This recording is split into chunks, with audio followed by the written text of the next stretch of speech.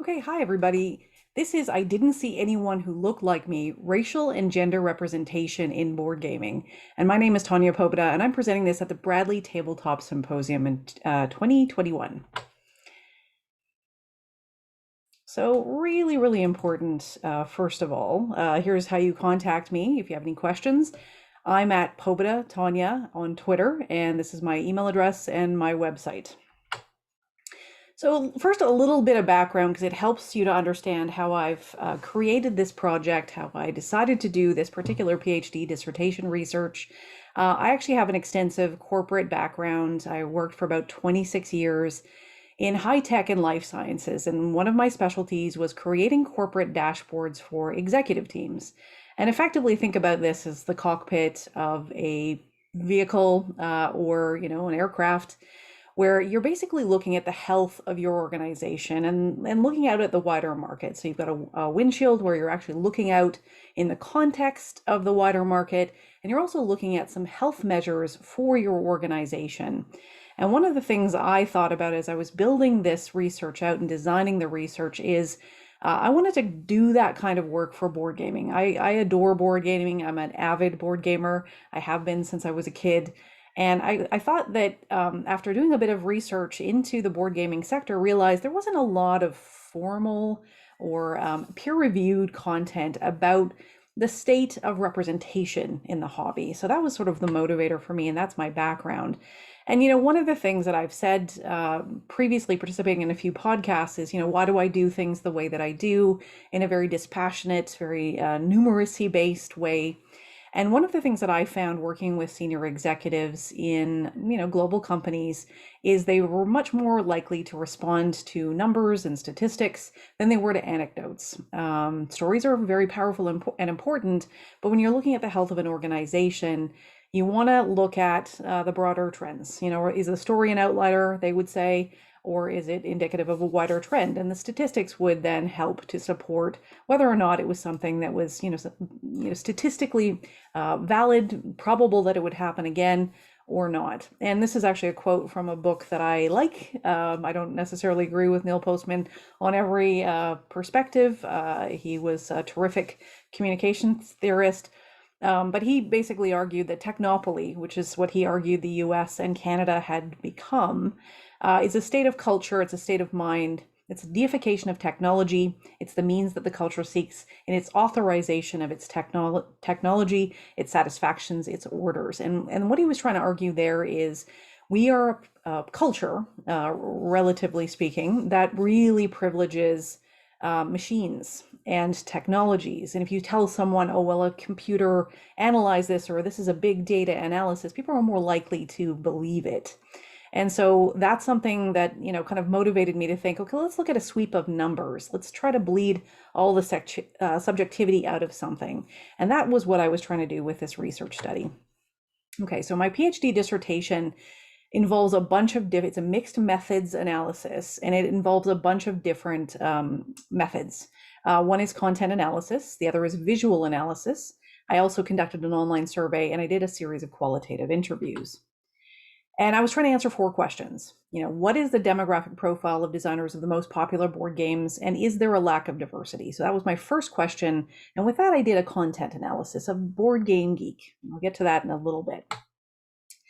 The second research question was, to what extent does the board gaming cover artwork of popular games evince limited or inequitable demographic representation? Okay, so that's question number two. Question number three was a little more complex, and it says basically, does a lack of diversity among board game designers, the lack of women, non-binary, Black, Indigenous persons of color, LGBTQ representation in artwork in games act as a barrier for board games cultural growth and wider mainstream cultural adoption, and create the conditions for exclusion and marginalization for those who identify as women and BIPOC.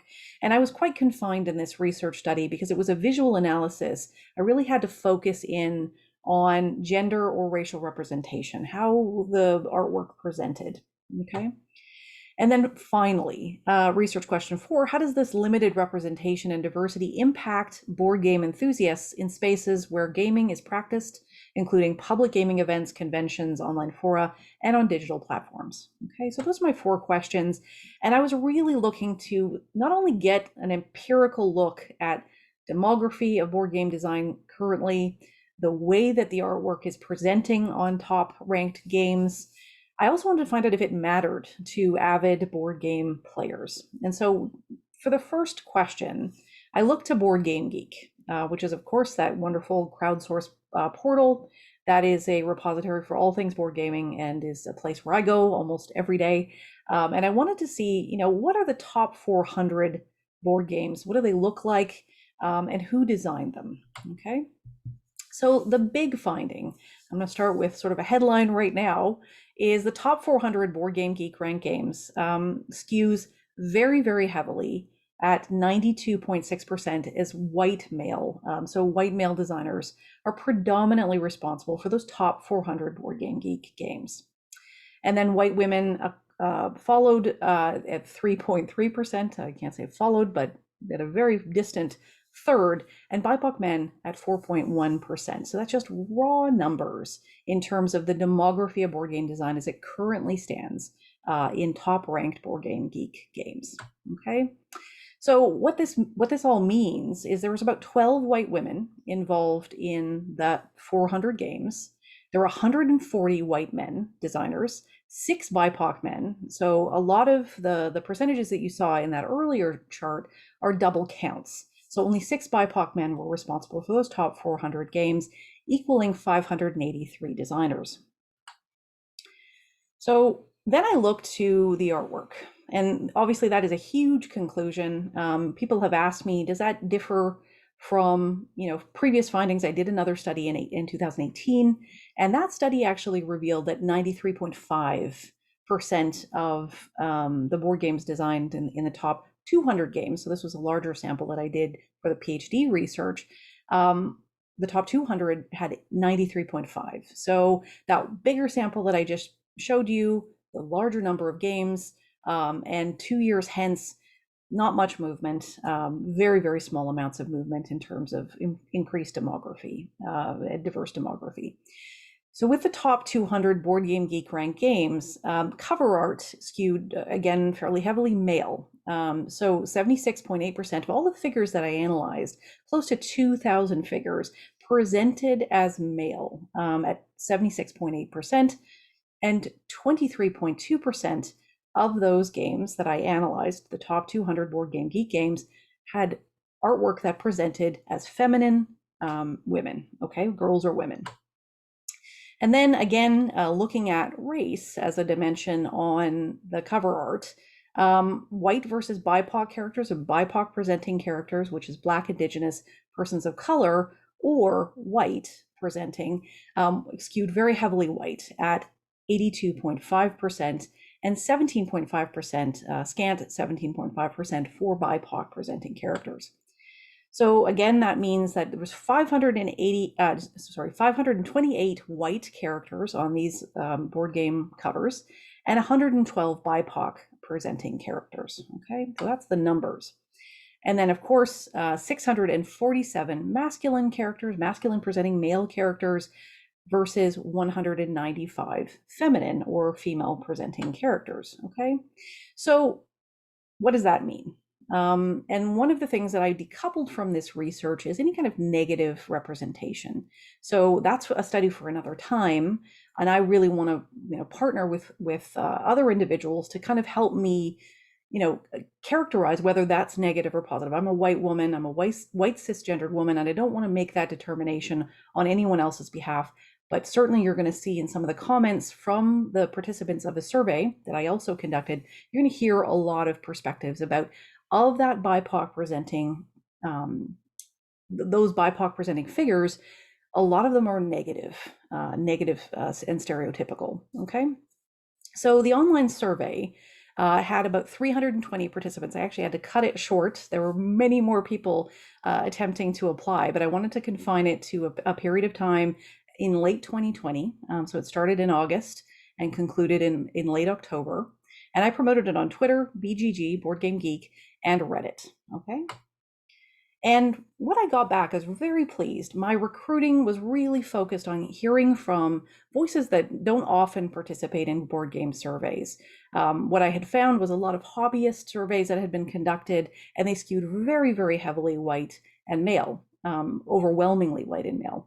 And what I wanted to find out was, where I could get perspectives from BIPOC board game players, from LGBTQ board game players, as well as women and non-binary players, and trans players as well. And I really wanted to ensure that I was getting a really balanced perspective. And so in my recruiting, I said, please, if you're a woman, a BIPOC individual, an LGBTQ person, please fill out my survey. But nobody was excluded from doing my survey at all. So anyone was welcome to do it. But I recruited quite specifically with a call out that was asking for BIPOC women, LGBTQ. And what I got back was 54.4% were women who filled out the survey.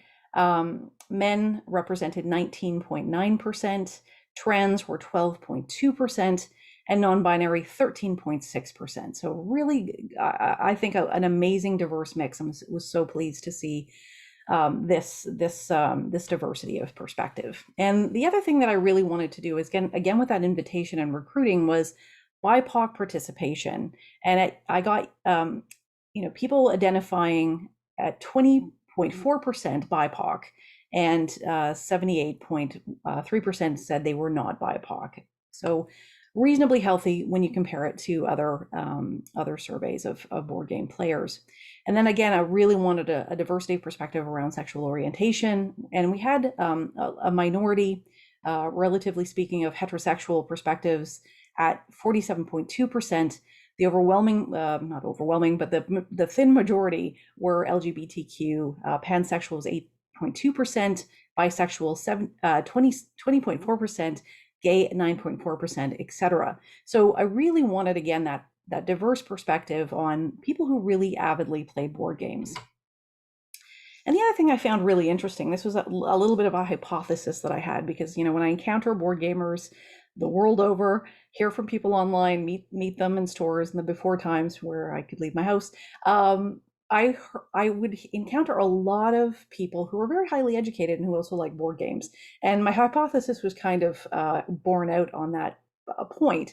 If you look here, one of the interesting findings was, of the people who participated in the survey, 6.9% had PhDs. And that's a really interesting finding, because that is way above population averages in Canada and the US. The US has something like 4.5% of the population with PhDs. Canada is quite a bit less than that, at 0.88, or less than 1%. So you see a really interesting correlation between education and people who are very, very avid board gamers. And a lot of the people who filled out the survey, and we'll get to that in a bit, play board games at least once a week, which is really, really cool.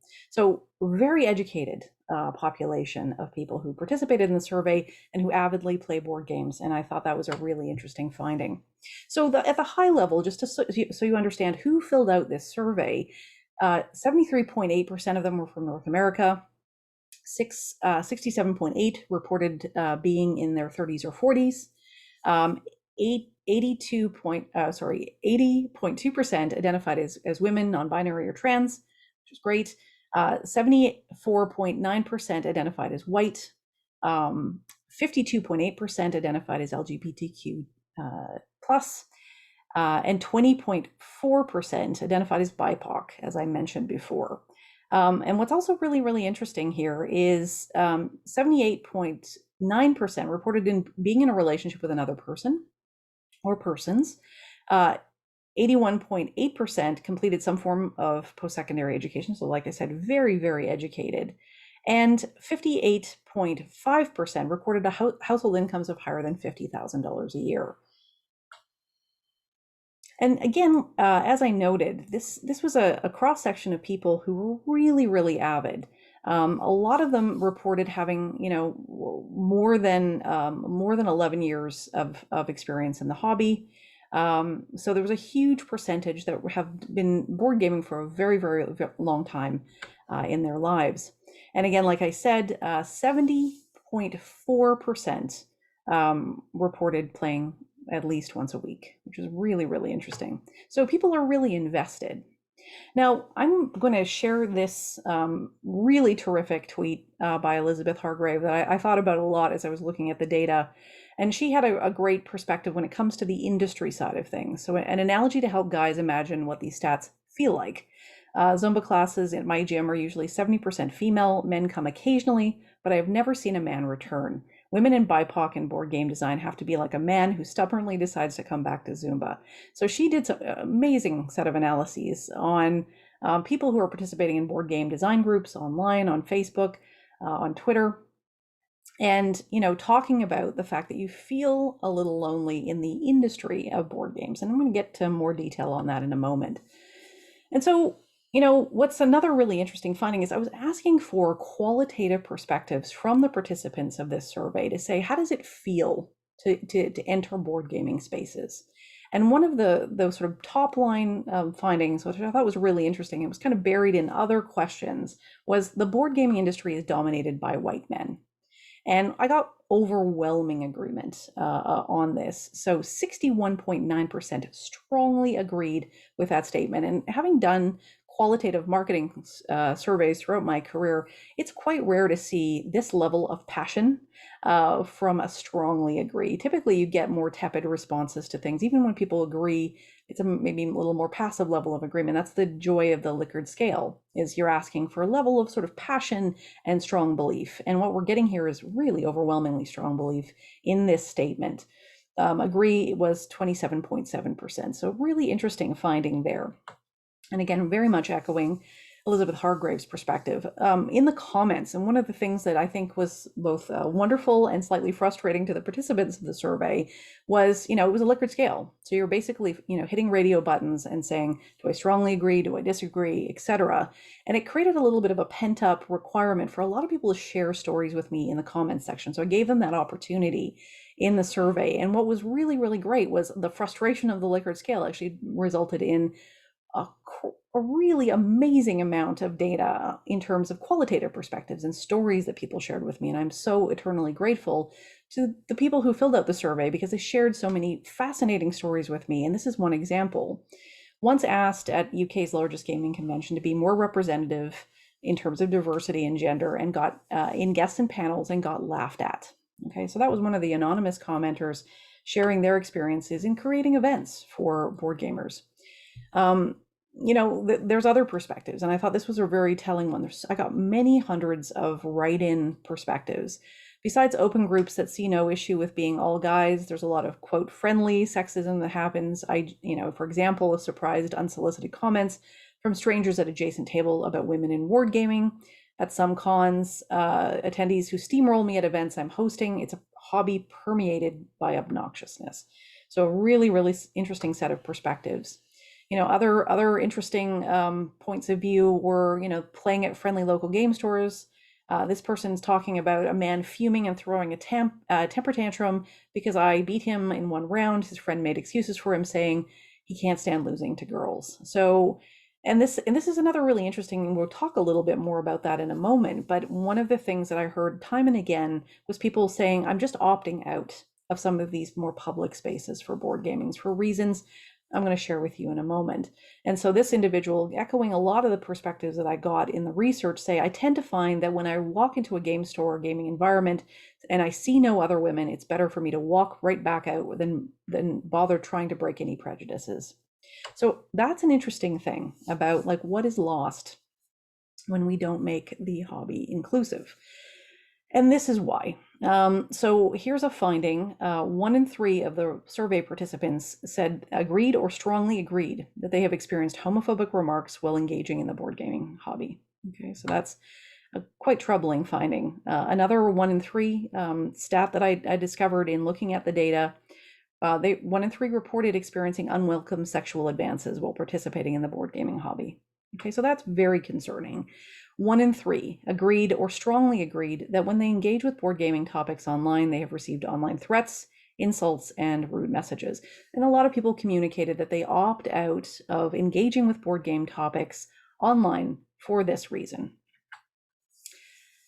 And the other thing that I discovered was that there are a not insignificant number, here a little bit over half of the participants, just a little close to the margin, almost 50-50, that agreed that they wanted to stay away. So I guess a little under 50% agreed that they wanted to stay away from public board gaming events. At 23.4% agreeing and 13% strongly agreeing. So one of the interesting things about this research is, and I know this is something that definitely happens to a lot of my fellow game scholars, and we talk about this, when you engage with gaming topics online at all, you tend to, you will expect some troll behavior. And I think it needs to be said at this point that this is not something that is particularly easy for game scholars to engage with, this sort of topic. And I've certainly had my share of trolls who attack me online. And this was, some of the feedback that I got for my first study. That I'm nuts, that I have to, this person says that they're coming from a place of knowledge and they understand, and I'm actually nuts, that many games have a European historic theme. And of course, the argument that we often hear is that, because it's European, it shouldn't be diverse. But I can't, and this is a really, really uh, like a zombie idea that sort of shambles its way through despite empirical evidence to the contrary, that European theme games therefore must be homogenous. And I can't begin to tell you how inaccurate that historical perspective is. Every single community the world over has always been diverse, but we've left diversity out of art and pop culture and writing, and we're still going through that today, right? Even Viking communities, and people have trotted out that one so many times I can't count, were heavily diverse because they tended to collect people, not in a good way, but those communities were tremendously diverse. And so the argument is that it's European, therefore it's exempt from diversity rules, which is of course silly. Hey, dumbass researcher, I want to just tell the underrepresented groups to design their own games, and wasting taxpayer dollar doing my stupid and pointless studies.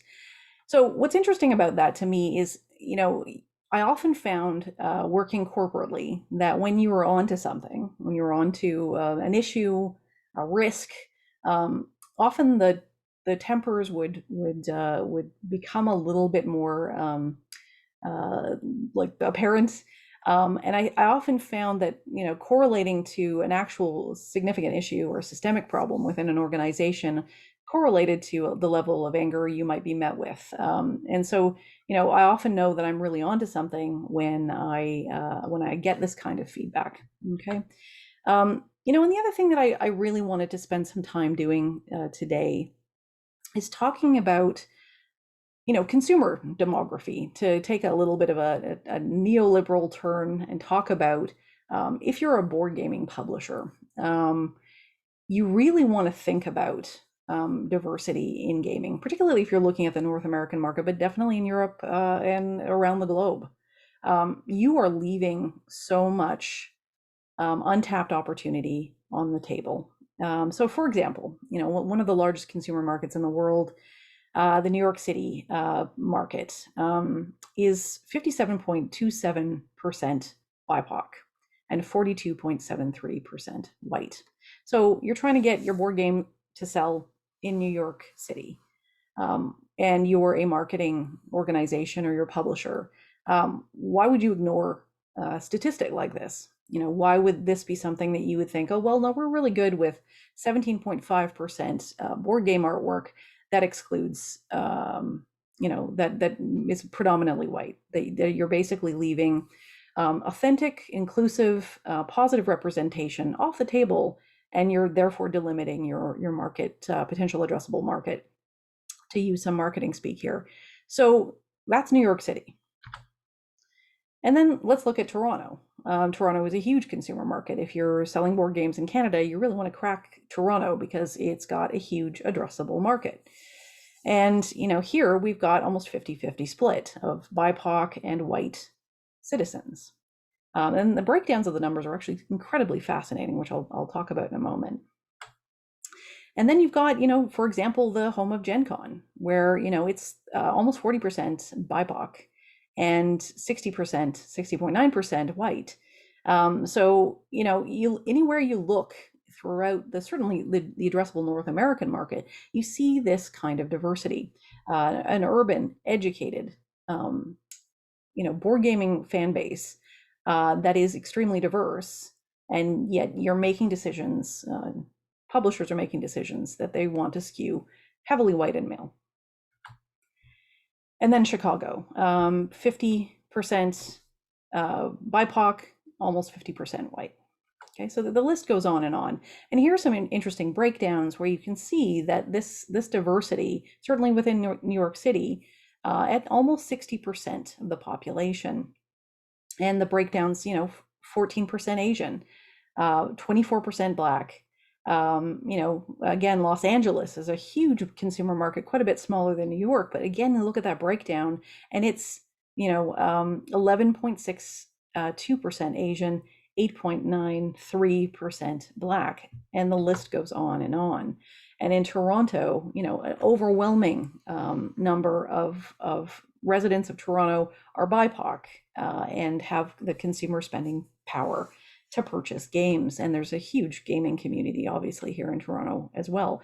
So there's a lot to argue here. And just taking it up a level, this is a problem across different pop culture offerings, literature, and you look at these statistics in publishing, in television and film.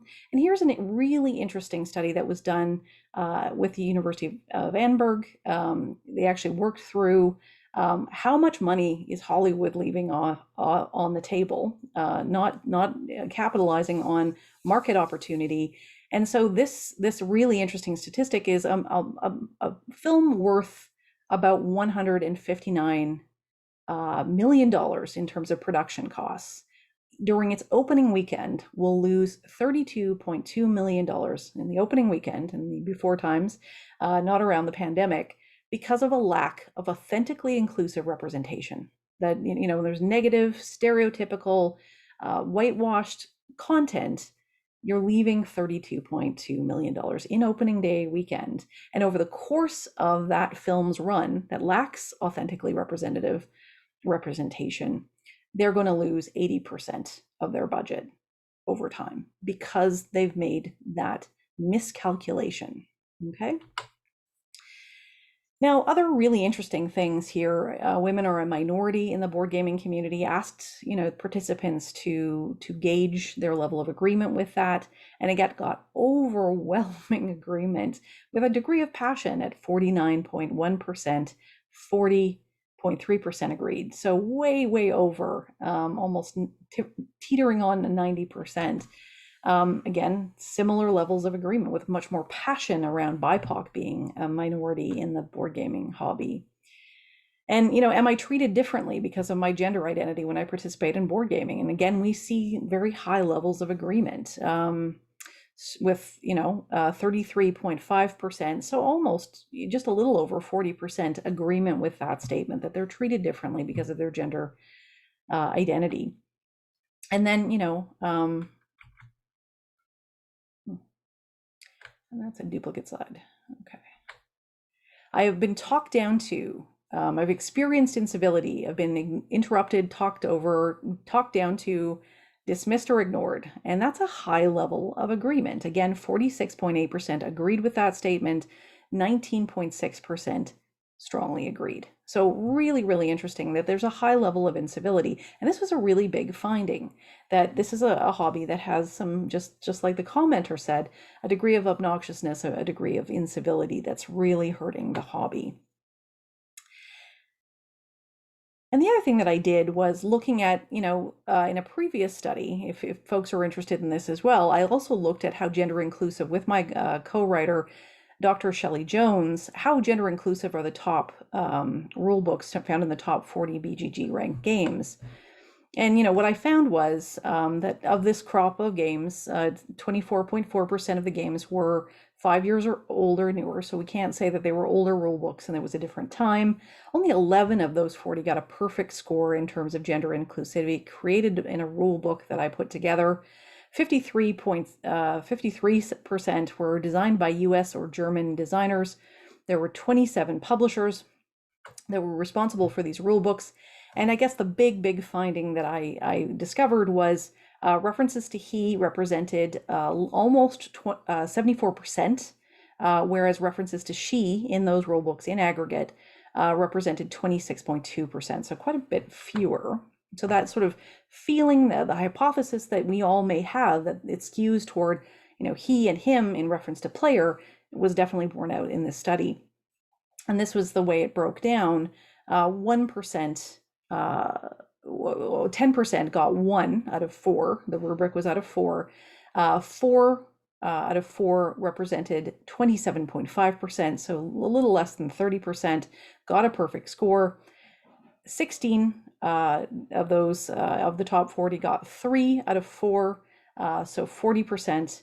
And then 2 out of 4 were about 20% of the overall sample. And then there was 1 0, which I can talk about a little bit more during the questions.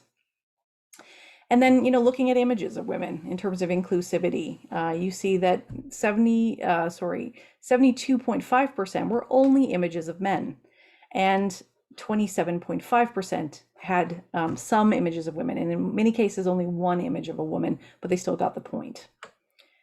Okay, and then you look at things like the top 40 board game geek rank games with playable characters and gender, and any games with feminine presenting characters were 16 of 40. Some games had no abstract, or there were abstract, no gendered playable characters at 15. And masculine presenting characters only were 7 in number, so 7 of the 40. And this is just an example of one of my databases, which we can talk about during the Q&A. One of the examples of a 4 out of 4 rulebook was Root. So congratulations to Leader Games. They were perfectly gender inclusive. And this was a very manual process involving counts. I read 744 pages of board game manuals and literally circled pronouns because there was no good AI natural language processing tool that would have been fair to all of the rule books. I wanted to take them all on their own terms. And again, here's an example of the database. And we'll talk more about that if there's questions. Designer diversity, that was one little hypothesis that we were really looking for, that does a more diverse design team lead to more diverse end product? And in this case, the answer was a tentative yes. White women tended to have rule books that were much more inclusive at 3.5% out of 4. So when the board game was designed by a white woman, in this case, it was a slightly more gender inclusive rule book. BIPOC men, 3.25, so a very close second. And white men in aggregate, quite a bit more of those examples, only recorded a 2.8 out of 4, so barely passing, just a little over passing. And a lot of the representation that I extracted from some of the rule book analysis was was not positive. So one example, with apologies to the food chain magnate folks, I did need to call it out because this is an example of what I counted as gender representation in this particular rule book. They got the point, but you can argue that this is probably not the most positive gender representation that we could have. So in the case of one feminine presenting woman referenced in this rule book, this is not a particularly positive story. So this discount manager, she's the only person in leadership other than a waitress, which was represented in the game. She's incompetent, clearly from the copy. She's only costing me money. From now on, we'll sell gourmet burgers, same crap, double the price. Get my marketing director in here. So the only woman in leadership in that particular rule book had to be fired, or needed to be fired. So that's a not terrific example of representation, but nonetheless, they got a point. So just to give you an idea of how that calculation was made by me and Shelley as we put this together. And one of the things I extracted from the research that I just did for the PhD was that and I wasn't able to use this in the dissertation, but I hope to use it in a later piece, is, do people care about rule books saying he only when referencing a player? And yeah, they do. They do. Not as an overwhelming amount, but certainly there's enough of a population there almost 20% that feel, that bothers them. They regret purchasing a game that has a rule book with only he in the player, referring to the player. And then am I bothered when game books use he only when referring to player? And that's an overwhelming agree. So they don't necessarily, mind that they've purchased the game, that it has exclusionary language, but they certainly they are bothered by it. So that's a message to publishers right there. And again, that regretting referring to player, which I'm repeating. So that's the presentation, and I just I'm going to take some time right now to answer any questions you might have. And thanks very much for listening.